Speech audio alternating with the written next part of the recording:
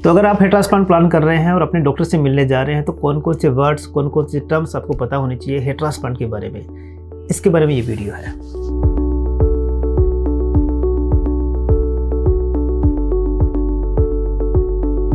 Hello दोस्तों, skin cure channel में आपका स्वागत है और मैं हूं आपका दोस्त doctor Jahangir, hair transplant surgeon at skin cure clinic.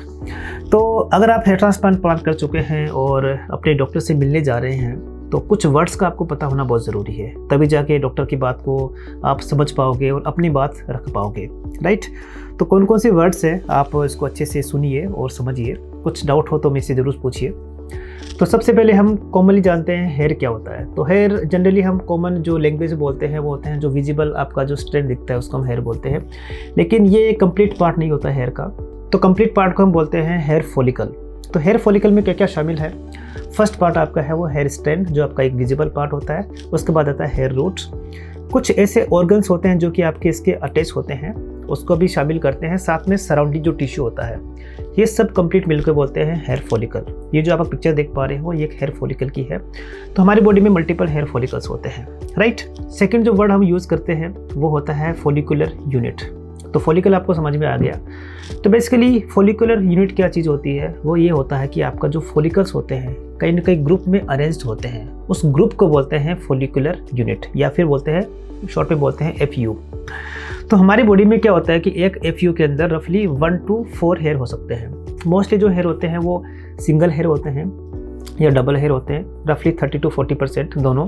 तो 60 to 70% जो पार्ट होता है वो 1 और 2 हेयर का होता है, और 15 to 20% पार्ट होता है वो होता है 3 हेयर होते हैं उसमें। ये 3 फॉलिकल होते हैं एक यूनिट के अंदर, या कह सकते हैं लेस देन 5% हेयर और भी होते हैं जिनमें क्या होता है कि 4 हेयर भी हो सकते हैं। तो ये बात आई आपकी फॉलिकुलर यूनिट की। तो इन जनरल हम कह सकते हैं कि जिनके फॉलिकुलर यूनिट में ज़्यादा मात्रा में मतलब फॉलिकल्स 3 और 4 होंगे उनका रिजल्ट अच्छा आने वाला है, क्योंकि मोस्टली हम क्या करते हैं कि जब हेयर ट्रांसप्लांट करते हैं तो इन्हीं को हम सिलेक्ट किया जाता है, हम इसको हम सिलेक्ट करते हैं, राइट। अब होता है कि व्हाट इज ग्राफ्ट्स। तो ग्राफ्ट्स क्या होता है? बेसिकली बॉडी के जब तक अंदर बाल होते हैं, अरेंज हेयर होते हैं, उनको बोलते हैं फॉलिकुलर यूनिट।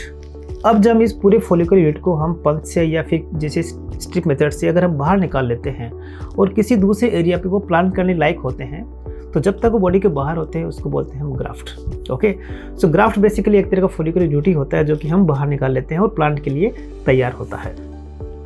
अब बात करते हैं कॉमन वर्ड जो है इसका बोलते हैं हम डोनर एरिया। तो डोनर एरिया क्या चीज़ होती है? देखिए, डोनर एरिया वो होती है जहाँ से हम बाल निकालते हैं, ओके। और मोस्टली जो बाल होते हैं हम कहाँ से निकालते हैं? बैक ऑफ नेक से। और भी डोनर एरिया हो सकते हैं, जैसे एग्जांपल किसी के यहाँ पे बाल बहुत कम होते हैं तो हम और कुछ एरिया से निकाल सकते हैं, जैसे कि बियर्ड रीजन से निकाल सकते हैं। मोस्टली जो लोअर पार्ट होता है वो यहाँ से निकालते हैं, या फिर कभी कभी चेस्ट से निकाल सकते हैं, या फिर आर्म पिट से निकाल सकते हैं। हाँ, ये ज़रूर है कि कुछ चेंजेस होते हैं, क्योंकि ये बाल थोड़े थिक होते हैं, सिंगल होते हैं, ये वाले बाल बहुत पतले होते हैं और ज़्यादा ग्रो नहीं करते।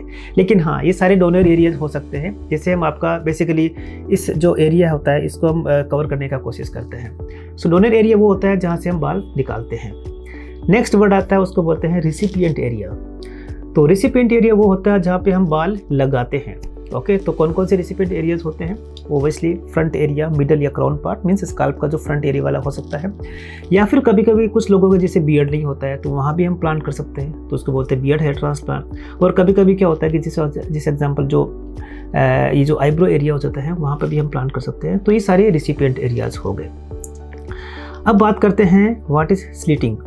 स्लिटिंग का मतलब ये होता है कि हम जो रिसिपिएंट एरिया होता है उस पर छोटे छोटे बारीक छेद बनाना, बारीक होल्स बनाना, ओके। तो ये बहुत ही ज़्यादा डीप नहीं होते हैं, ये स्किन के लेयर तक ही होते हैं, I can say till deep dermis layer तक होते हैं। तो ज़्यादा डीप नहीं होते, तो ज़्यादा फरी वाली बात नहीं है इसमें, और ज़्यादा ब्लीडिंग भी इसमें नहीं होती है। और ये जो हम बनाते हैं वो 2 तरीके से बना सकते हैं, एक तो नीडल से बना सकते हैं, या फिर कुछ छोटी छोटी ब्लेड्स होती है उससे भी हम बना सकते हैं। तो उसको बोलते हैं स्लिटिंग बोलते हैं। तो हम मोस्टली क्या करते हैं कि जब यहाँ से बाल निकालते हैं उससे पहले हम स्लिटिंग बना के तैयार रखते हैं, ताकि जैसे बाल यहाँ से निकले हम उसको वहाँ पे लगा पाए। अब होता है नेक्स्ट वर्ड होता है, उसको बोलते हैं हार्वेस्टिंग। हार्वेस्टिंग का मतलब होता है कि ग्राफ्ट को हार्वेस्ट करना, मतलब मीन्स है कि बालों को बॉडी से बाहर निकालना। तो हार्वेस्टिंग 2 तरह से होता है, एक होता है उसको बोलते हैं FUT, एक होता है FUE।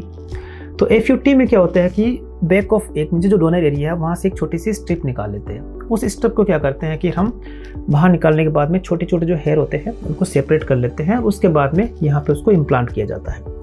जबकि FUE में क्या होता है कि वहाँ से 1 by 1 हेयर निकाल लेते हैं। ओके, अब 1 by 1 हेयर निकालने के लिए हमारे पास एक मशीन होती है, उसको बोलते हैं पंचिंग मशीन बोलते हैं। तो हार्वेस्टिंग को अगर हम FUE में बोलते हैं तो हम बोलते हैं कि हम पंचिंग कर रहे हैं। ओके, सो पंचिंग मीन्स बालों को निकालना, बालों को हार्वेस्ट करना, राइट। और उसके बाद में एक होता है, उसको बोलते हैं स्कोरिंग।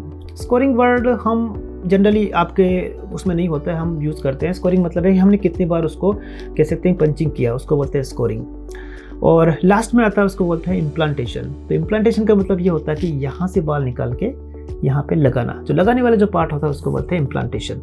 तो ये काफ़ी कॉमन वर्ड्स हैं। और लास्ट में 2 वर्ड्स में आपको डिस्कस करना चाहता हूँ कि हेयर इम्प्लांटेशन के बाद में उसको बोलते हैं क्रस्ट फॉर्मेशन। क्रस्ट फॉर्मेशन का मतलब ये होता है कि आपका जो हेयर होता है उसके अराउंड कुछ एक स्किन होती है जो कि 4-5 दिन के बाद में हल्का सा स्किन डेड हो जाता है और हल्का सा कह सकते हैं कि ब्लैक हो जाता है या ड्राई हो जाता है। और ये हल्का सा एक आप देख पा रहे हो पिक्चर में, ये क्रस्ट बोलते हैं इसको। और ये क्रस्ट रफली 2 to 3 वीक्स के अंदर आपका पूरा रिमूव हो जाता है। ओके, और आपका एक स्किन एक अच्छे स्टेज में, नॉर्मल स्टेज में पहुंच जाता है। लास्ट एक वर्ड होता है, उसको बोलते हैं shock hair loss. Shock hair loss का मतलब ये होता है कि हेयर ट्रांसप्लांट के बाद में बालों का झड़ना। ओके, ये बिल्कुल आम चीज़ होती है। और इसमें इसका जो रीज़न होता है वो क्या होता है बेसिकली कि आपका जब हम ग्राफ्ट निकालते हैं तो बॉडी से बाहर कुछ रहता है, कुछ टाइम के लिए रहता है, maybe half an hour, maybe 1 hour. Okay, तब तक क्या होता है कि बाल आपकी एक कह सकते हैं कि एक फॉलिंग स्टेज में चला जाता है या फिर स्टेबल स्टेज में चला जाता है। और जब यहाँ पे वापस प्लांट करते हैं तो सिर्फ क्या होता है, उसकी रूट रह जाती है और जो हेयर ऑलरेडी होता है, जो हेयर शाफ्ट ऑलरेडी होता है वो रिमूव हो जाता है। उसको बोलते हैं फिर शॉक हेयर लॉस। लेकिन ये काफ़ी कॉमन है और रफली 3 to 4 वीक्स के आसपास आपका जो कह सकते हैं कि शॉक हेयर लॉस होता है। लेकिन जो बाल है फिर से उगना शुरू हो जाते हैं रफली 2 to 3 मंथ्स के बाद में, तो इसमें कोई चिंता वाली बात नहीं होती है। तो दोस्तों ये था हेयर ट्रांसप्लांट में कॉमन वर्ड्स कौन कौन से यूज़ होते हैं, कौन कौन से टर्म्स यूज़ होती है। होपफुली आपको ये वीडियो पसंद आया होगा। तो अगर आप मेरे पास भी आते हैं तो डेफिनेटली आपको ये वीडियो देख के ज़रूर आइए। ओके, ताकि आपको जो मैं बात करूँ आपको समझ में आए, या फिर आप कहीं भी हेयर ट्रांसप्लांट के पास जाए तो डेफिनेटली आपको ये अंडरस्टैंडिंग वाली पार्ट अच्छा ईजी हो जाएगा आपके लिए। और भी कोई क्वेश्चन हो किसी तरह का तो मेरे से पूछ लीजिए, I will try my best to reply on that. और हाँ, स्किन क्योर से आप जुड़े रहिए। अगर आपने सब्सक्राइब नहीं किया है तो डेफिनेटली आप सब्सक्राइब कीजिए और बेल आइकन भी दबा दीजिए ताकि आपको अच्छे और कह सकते हैं कि ऑथेंटिकेटेड आपको वीडियोस मिलते रहे, ताकि आपको अच्छा एक इन्फॉर्मेशन मिलता रहे, right. So thank you so much for watching this video.